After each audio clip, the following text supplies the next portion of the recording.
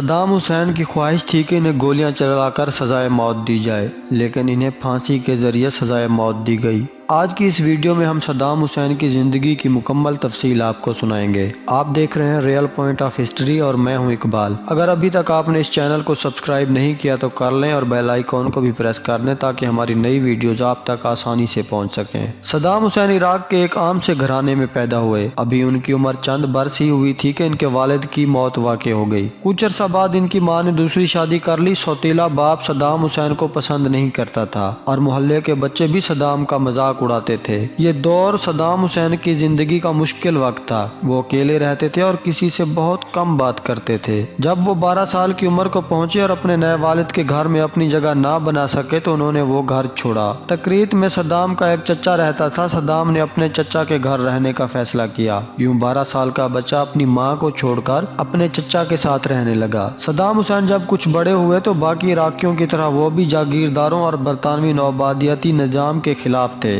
عراقی حکومت کے خلاف مظاہروں میں صدام حسین بھی شامل رہے۔ یہ مظاہرے انقلاب میں بدلے۔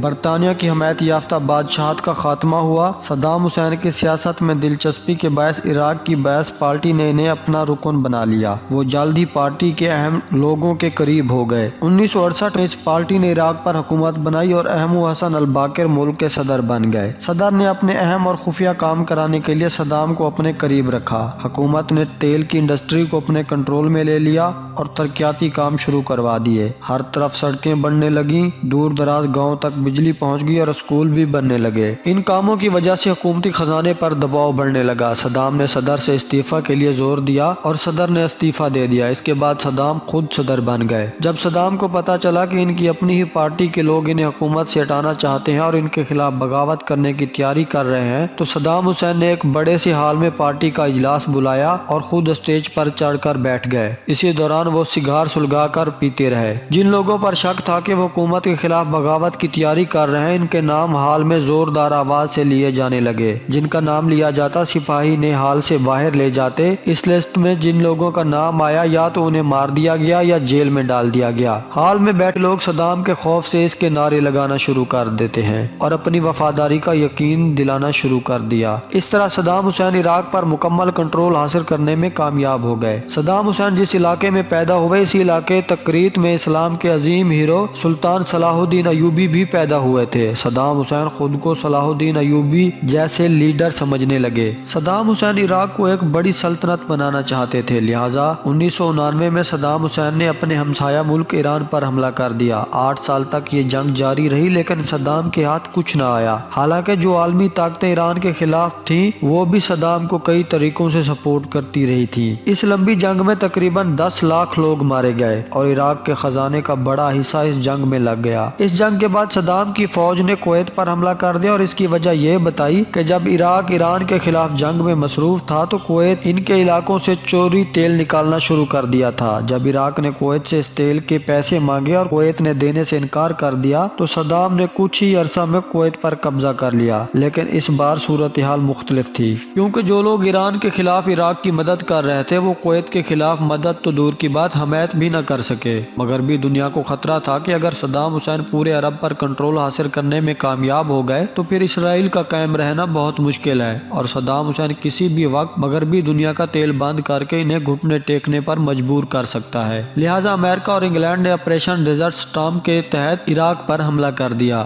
امریکہ کا کہنا تھا کہ صدام کی قیادت میں عراق ایٹمی طاقت بننے جا رہا ہے جس سے پوری دنیا کو خطرہ ہے، جبکہ برطانیہ کا دعویٰ تھا کہ عراق کے پاس ایسے خطرناک میزائل ہیں جو صرف 45 منٹ میں ایکٹیو ہو سکتے ہیں۔ لہٰذا برطانیہ اور امریکہ نے عراق پر زبردست زمینی اور فضائی حملہ کر دیا۔ جب اتحادی فوجوں نے عراق کے دارالحکومت بغداد پر قبضہ کیا تو صدام بیس بدل کر غائب ہو گئے۔ لہٰذا صدام کے 2 بیٹوں عہد حسین اور کوس حسین کو قتل کر دیا گیا۔ 14 دسمبر 2003 کو عراق کے شہر تکریت میں ایک آپریشن کیا گیا جس میں صدام کو پکڑ لیا گیا۔ صدام حسین کا پتہ بھی اس کے ایک قریبی آدمی کی وجہ سے چلا تھا۔ گرفتاری کے بعد صدام حسین پر عراق کی عدالت میں 148 کردوں کے قتل کا مقدمہ چلایا گیا جس کی نگرانی امریکہ نے کی۔ مقدمے کے دوران صدام کے وکیلوں کو بھی قتل کر دیا گیا جس کی وجہ سے صدام حسین نے بھوک ہڑتال بھی کی۔ صدام حسین نے اس عدالتی کارروائی کو امریکہ کی خواہش قرار دیا۔ مقدمے کی کارروائی کے دوران صدام حسین امریکن فوجیوں کی سخت سیکورٹی میں رہے۔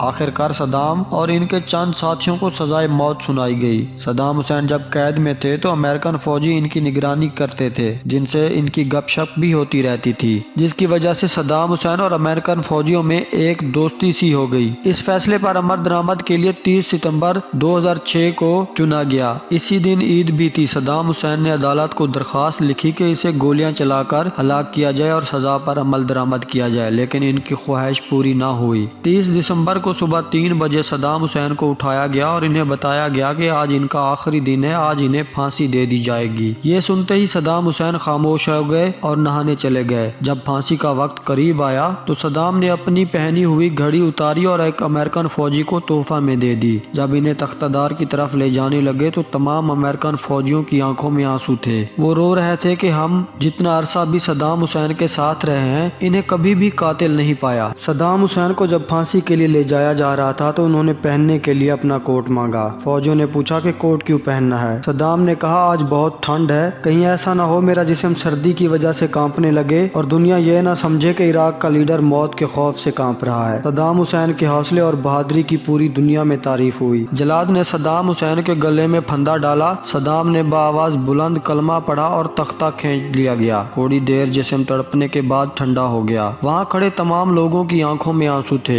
और वो लोग भी सदाम के अपने ही नहीं बल्कि इनके दुश्मन मुल्क अमेरिका के थे। और हजारों घरों में इस दिन सदाम की मौत की वजह से दुख और सदमे की लहर। अगर वीडियो अच्छी लगी है तो इसे लाइक जरूर करें और कमेंट में इस वीडियो के बारे में अपनी बात जरूर लिखें।